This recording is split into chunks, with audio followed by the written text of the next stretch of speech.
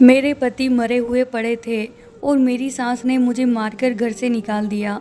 मैं रोती हुई जा रही थी कि अचानक मेरी नज़र एक औरत पर पड़ी जो गोद में बच्चा उठाए चिल्ला रही थी कि कोई मेरी मदद करो वरना बच्चा मर जाएगा। मेरे पास उस वक्त 1000 के नोट थे।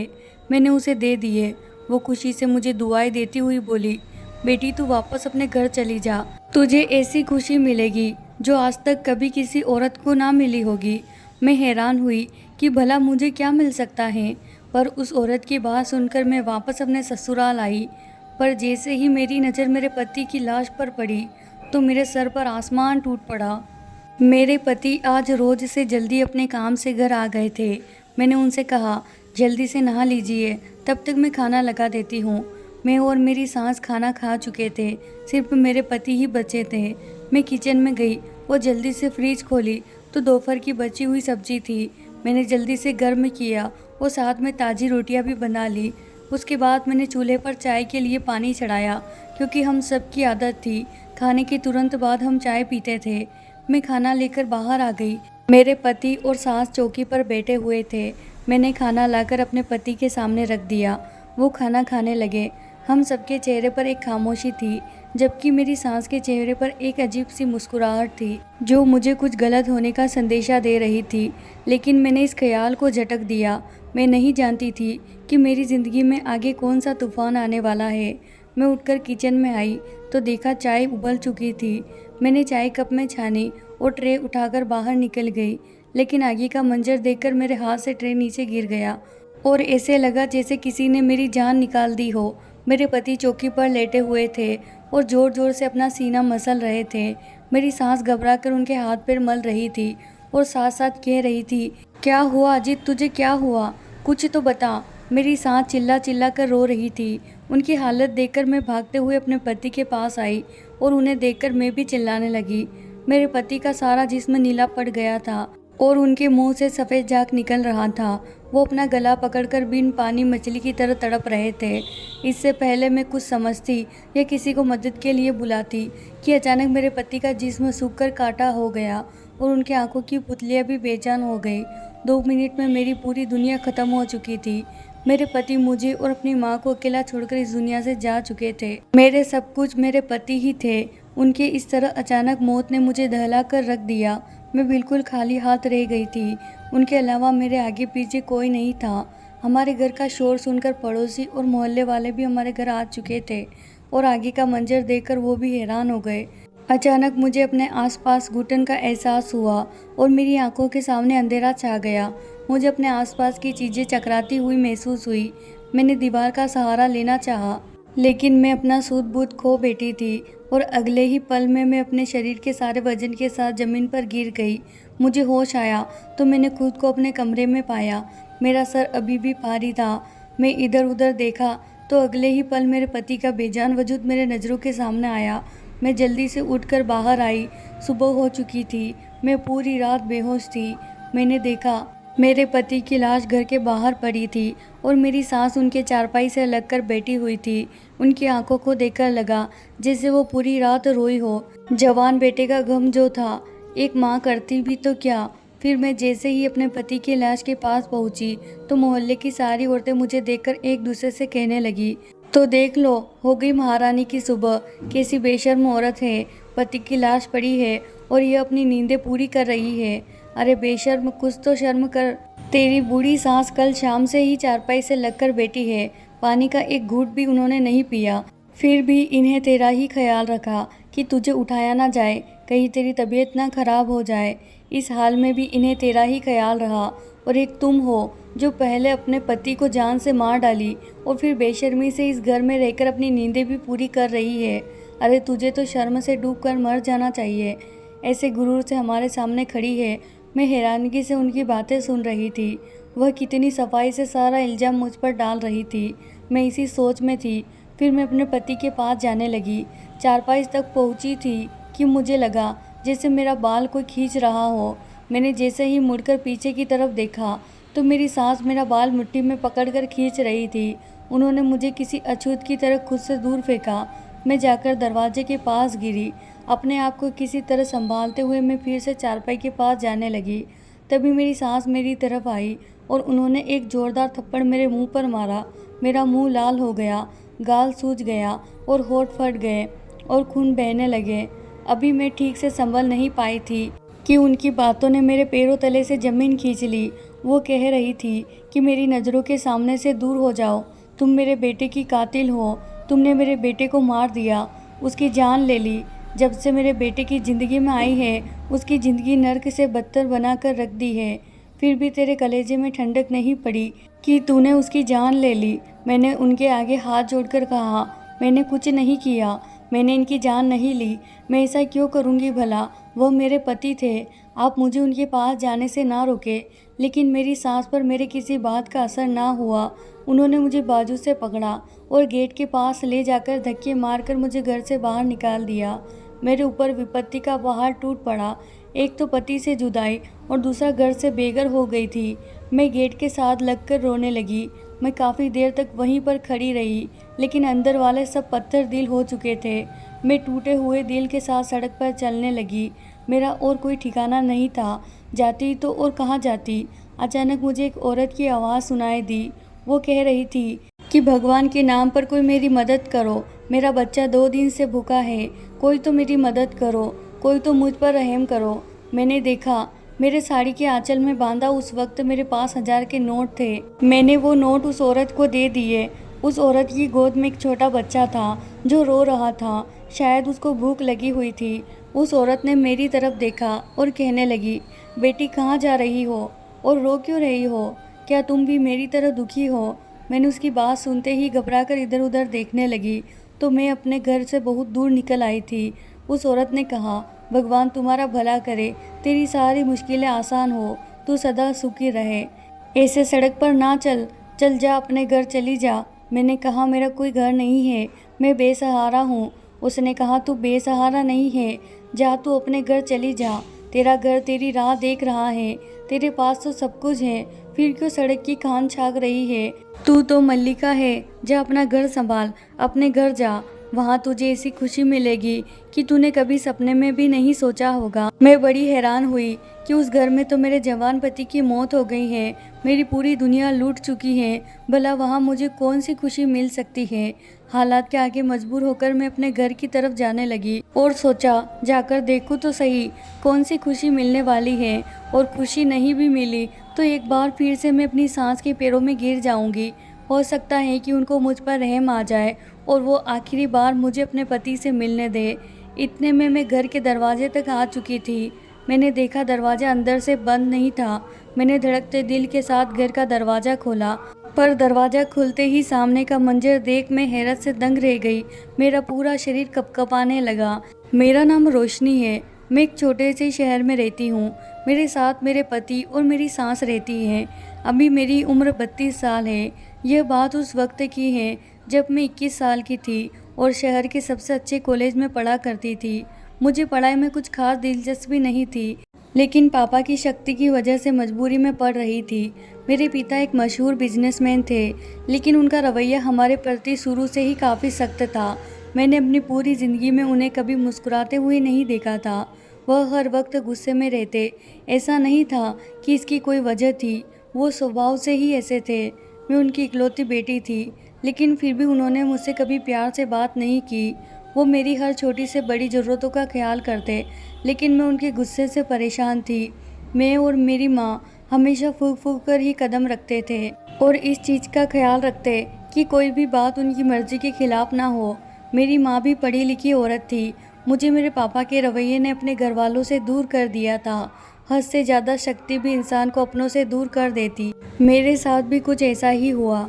उस दिन जब मैं कॉलेज से घर आई तो मेरे पापा के बिजनेस पार्टनर अपनी फैमिली के साथ हमारे ड्राइंग रूम में बैठे हुए थे। मेरे पापा के बिजनेस पार्टनर अक्सर हमारे घर आ जाया करते थे। मैंने खाना खाया और सो गई।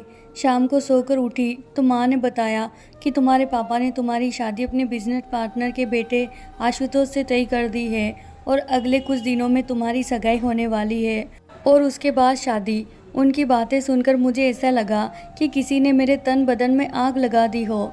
मैंने माँ से इसका विरोध किया तो माँ ने कहा, खबरदार, जो उल्टी सीधी कोई हरकत की, अपने बाप के गुस्से से वाकिफ हो ना तुम, इसलिए कोई भी हंगामा करके अपने और मेरे लिए कोई मुश्किल ना बढ़ाना। मैं गुस्से से अपने कमरे में चली आई और अपना फ़ोन लेकर तुरंत अजीत को फ़ोन मिलाया। रो रो कर उससे कहने लगी कि पापा ने मेरी शादी ज़बरदस्ती अपने बिजनेस पार्टनर के बेटे से करवाना चाहते हैं। तुम जल्दी कुछ करो, क्योंकि मैं तुम्हारे अलावा किसी और से शादी नहीं कर सकती। अजीत ने कहा, तुम फिक्र मत करो, मैं जल्दी ही कुछ करता हूँ। मैं परेशान थी। दरअसल मैं अपने क्लासमेट अजीत से प्यार करती थी। अजीत दिखने में ठीक ठाक था, उसका ताल्लुक एक मिडिल क्लास घराने से था, लेकिन मैं उसके लिए कुछ भी कर सकती थी क्योंकि वो बहुत अच्छा था। उसके घर पर सिर्फ उसकी माँ और वो रहते थे। उनके पिता बहुत पहले ही गुजर चुके थे। उसकी बड़ी बहन थी जिसकी शादी बहुत पहले ही हो चुकी थी। अजीत के पिता का एक छोटा सा कारोबार था जिसको अब अजीत ही संभालता था, लेकिन मुझे इस बात से कोई एतराज़ नहीं था क्योंकि मैंने कभी भी अपने पैसे पर घमंड नहीं किया कि मैं बड़े बाप की बेटी हूँ। दिन ऐसे ही गुजरते गए और मेरी सगाई आशुतोष से हो गई, लेकिन मैं इस शादी से खुश नहीं थी। धीरे धीरे करके मेरी शादी का दिन भी आ गया। मेरी शादी के एक हफ्ते पहले अजीत और उसकी माँ मेरे लिए रिश्ता लेकर आए थे। यह सब देखकर मेरे पिता ने उनको बेइज्जत कर घर से निकाल दिया और मुझसे मेरा मोबाइल भी ले लिया। मैं बहुत ज़्यादा उलझन में थी कि अब मैं क्या करूं। जिस दिन मेरी शादी थी उस दिन लगभग दोपहर 2 बजे मुझे तैयार होने पार्लर जाना था। माँ ने मेरी सहेली को मेरे साथ भेजते हुए कहा, टाइम से घर आ जाना। मैंने सहमति में अपना सिर हिला दिया और दोनों सहेलियां गाड़ी में बैठकर पार्लर जाने के लिए निकल गई। मैंने जल्दी से अपने सहेली के हाथ से मोबाइल ली और तुरंत अजीत के पास फ़ोन मिला दिया।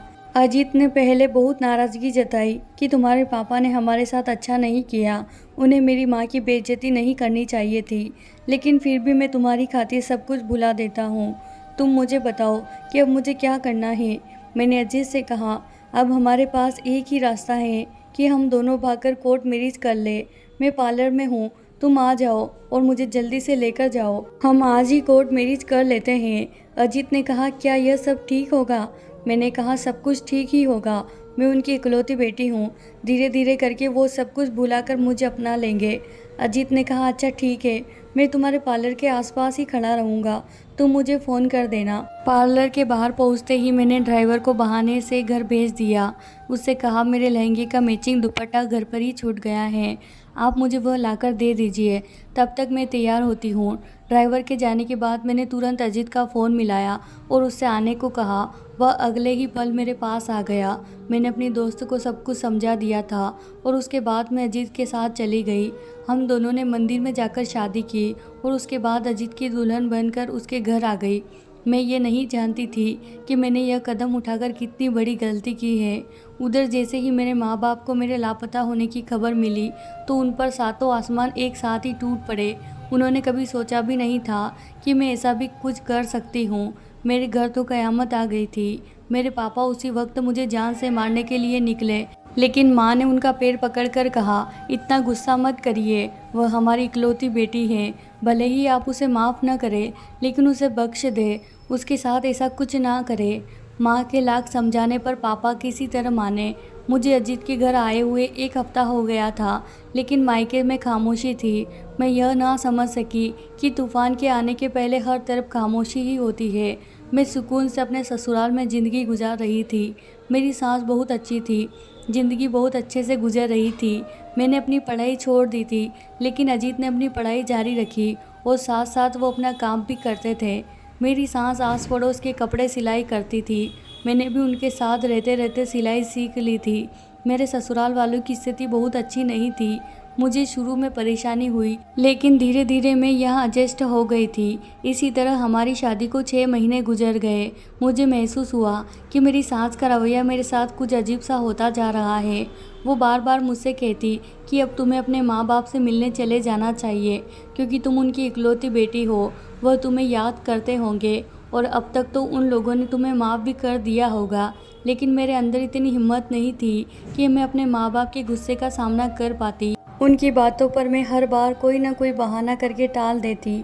खैर, दिन गुजरते जा रहे थे। अजीत का रवैया भी मेरे प्रति कुछ अजीब सा होता जा रहा था। मैं उनसे उनके रवैये के बारे में पूछना चाहती थी, फिर सोचा हो सकता है काम का प्रेशर ज़्यादा हो, इसीलिए परेशान हो। उस दिन भी हर रोज़ की तरह अजीत नाश्ता करके अपने काम पर चले गए थे। पीछे से मैंने अपने सारे काम निपटाए और सुकून से बैठ गई, क्योंकि अब मेरे पति को घर रात को ही आना था। कुछ देर बाद मैंने दोपहर का खाना बनाया और फिर मैंने और मेरी सास ने खाना खाया। खाना खाने के बाद मैं अपने कमरे में जाकर आराम करने लगी। तभी मेरे कानों में मेरे पति की मोटरसाइकिल की आवाज़ सुनाई दी। मुझे बड़ी हैरत हुई कि वो आज इतनी जल्दी कैसे आ गए। मैंने जाकर देखा तो मेरी सास बाहर आकर बैठी थी। उन्होंने अजीत से घर जल्दी आने की वजह पूछी तो अजीत ने कहा आज कॉलेज की भी छुट्टी थी और दफ्तर में भी कुछ खास काम नहीं था, इसीलिए जल्दी आ गया। मैंने अपने पति को खाना निकाल कर दिया और उसके बाद किचन में चाय लेने गई। वापस आई तो देखा मेरे पति अजीत मर चुके थे। मैं ये मंजर ना देख पाई और बेहोश हो गई।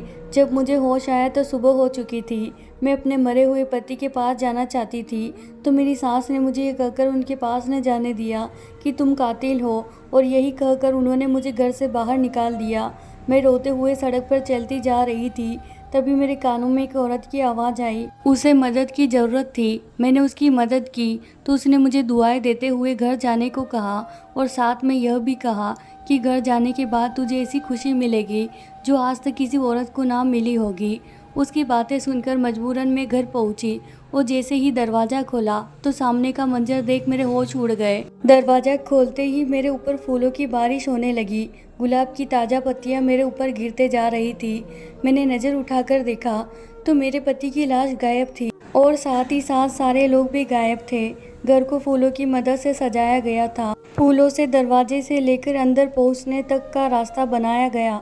यह सब देखकर मैं बड़ी हैरान हुई कि यह क्या है। यह तो मातम वाला घर था, यहाँ तो मातम होना चाहिए था। तो यह सब क्या है? मेरे पति की लाश कहाँ गई? मेरी सांस कहाँ गई? मुझे कुछ समझ में नहीं आ रहा था। मैं उन फूलों की पत्तियों से गुजरते हुए घर के अंदर गई।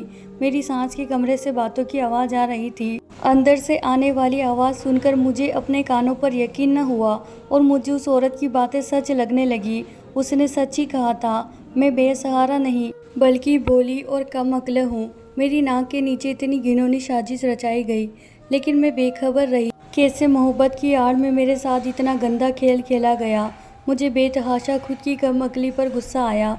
मैंने कैसे एक शख्स को इतना मौका दे दिया कि वह आकर मेरी ज़िंदगी से खेल गया। मेरी सास मेरे पति से कह रही थी कि सारी तैयारी हो गई है, तुम जाओ और उसे कहीं से ढूंढ कर लाओ। मेरे पति ने कहा मैं तो उसकी नज़र में मर चुका हूँ, वो कैसे आएगी मेरे साथ फिर। मेरी सास ने कहा वो बहुत भोली है, तुम उसके सामने कोई बहाना कर देना, कह देना कि मैं बेहोश हो गया था तो लोगों ने मुझे मुर्दा समझ लिया। तो इसमें मैं क्या कर सकता हूँ? कुछ भी करके किसी भी कीमत पर उसे वापस लेकर आओ। तुम जानते हो ना कि जिस मकसद के लिए तुमने उससे शादी की थी वह अब जाकर पूरा हुआ है। अब उसे ऐसे तो नहीं जाने दे सकते ना। कितना इंतज़ार किया था मैंने इस दिन का। मैं कितनी खुश हुई थी जब तूने मुझे आकर बताया कि तुमने एक बहुत अमीर लड़की को अपने जाल में फंसा लिया है। लेकिन मुझे क्या पता था कि उसका खड़ूस बाप इतना सख्त होगा। जब तुम दोनों भागे तो मैं यही समझी कि वह अपनी इकलौती औलाद को माफ़ कर देगा, लेकिन नहीं, उस बुड्ढे ने तो सारा प्लान ही चौपट कर दिया। और इसको देखो, लैला कहीं की तुम्हारे से चिपक कर बैठ गई। मैंने तो तुम्हारी मौत का ड्रामा इसलिए रचाया था कि उस पर इल्ज़ाम लगाकर उसे घर से निकाल दूंगी, क्योंकि उसके मायके से तो एक फूटी कौड़ी भी नहीं मिलनी थी। हम कब तक उसे मुफ्त में रोटियां खिलाते रहते। इसीलिए मैंने जानबूझकर तेरे खाने में बेहोशी की दवा मिलाई और उसे स्प्रे से जाग भी लगा दी। और खून का क्या, जरा सा कट लगा और तेरे नाक और मुंह से खून भर गए। मैं हैरत से खड़ी उनकी बातें सुन रही थी। अभी और क्या क्या सुनना बाकी था। अगली बात सुनकर तो यह लगा जैसे कयामत तो अब आई। पहले बस छोटे मोटे झटके थे। मेरी सांस की अगली बात ने मेरे जिस्म से जान निकाल दी। मैं बेतहाशा फर्श पर गिर पड़ी। मेरे पति और सास ने कुछ गिरने की आवाज़ सुनकर दरवाजे की तरफ देखा तो उनके चेहरे पर खौफ के साए मंडराने लगे। उन्होंने मुझे उठाकर बिस्तर पर लेटाया और जब मुझे होश आया तो मेरा पति अजीत कमरे में बेचैनी से टहल रहा था। मैं तुरंत उठी और कहा मुझे अपने माँ बाप के घर जाना है। मैं उनकी कोई भी बात सुने बगैर बाहर की तरफ बढ़ गई और अपने मम्मी पापा के घर जाने लगी।